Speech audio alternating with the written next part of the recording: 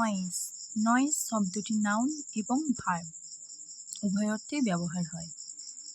এই শব্দটি যখন নাউন অর্থে ব্যবহার হয় তখন তার বাংলা অর্থ কোলাহল, গোলমাল, হট্টগোল, কর্কশ শব্দ বা অবাঞ্ছিত সংকেত।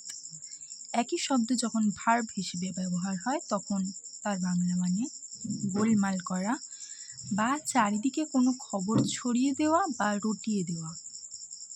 Example 1. The children are making too much noise. The children are making too much noise. বাচ্চারা অনেক বেশি গোলমাল করছে। Second example. I could not sleep because of the loud noise outside.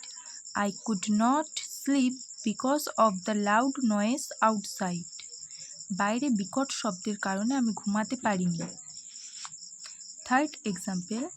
There is too much noise on this phone line. There is too much noise on this phone line. এই phone লাইনে প্রচুর অবাঞ্ছিত শব্দ হচ্ছে। Fourth example. Try to block out the background noise while recording. Try to block out the background noise while recording. Record করার সময় পেছনের অপ্রীতিকর শব্দ বাদ দেওয়ার চেষ্টা করো।